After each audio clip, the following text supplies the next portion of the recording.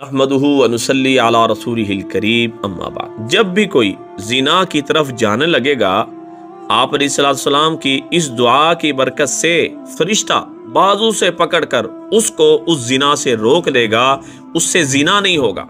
अगर कोई भी पहले से जिना में मुबतला हो या उसका ये मर्ज ख़त्म नहीं हो रहा, वो जिना में लगा हुआ है और उसे समझ नहीं आ रही, कोशिश करता है, माफ़ियाँ भी मांगता है, लेकिन फिर जिना की तरफ चला जाता है, ऐसे मर्ज में मुबतला होने वाले या होने वाली के लिए ये आप अलैहिस्सलाम की बताई हुई दुआ निहायत मुजर्रब है। इसका खूब पाकीज़गी के साथ एहतिमाम करें और इस बात का एहसास रखते हुए कि ये गुनाह करके बंदा अल्लाह के सामने मुजरिम बन के हाजिर होगा। जिस वक़्त बंदे से जिना होता है, ईमान निकल कर साइबान की तरह हो जाता है, बंदे के जिस्म में नहीं रहता। अगर मौत आ जाए तो बगैर ईमान के मौत आए, इस कैफियत के साथ आपने ये दुआ पढ़नी है। अल्लाहुम्मा इन्नी अऊज़ु बिका मिन शर्रि मनिय्यी, कि ए अल्लाह मुझको मेरी मनी के शर से अल्लाह बचा ले कि वो गलत जगह इस्तेमाल हो।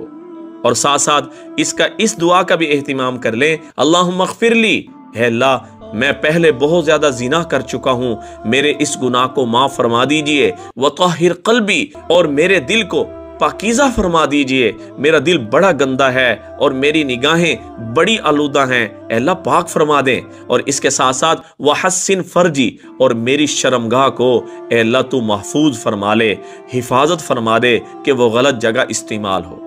एक फरिश्ता अल्लाह जल्ल शानहू मुकर्रर फरमाएंगे कि जब भी ये गुनाह की तरफ रग़बत करने लगेगा या गुनाह की तरफ जाने लगेगा, अल्लाह जल्ल शानहू फरिश्ते के जरिए से उस गुनाह से महफूज फरमा लेंगे। इंशाअल्लाह ये दुआ जो जिना नहीं करता उसको भी रोजाना सुबह शाम हर नमाज के बाद इस दुआ का एहतिमाम कर लेना चाहिए। और बावजूद रहे अदीम अलत तहारा युवस्सा अलैका रिज़्क़ु, जो जिना करने की वजह से बेबरकती हो गई, अल्लाह सारी की सारी इन दुआओं की बरकत से ख़त्म फरमा देंगे। दुआओं में याद रखें, सदका जारी समझ के शेयर करें। अस्सलामु अलैकुम व रहमतुल्लाहि व बरकातुहू।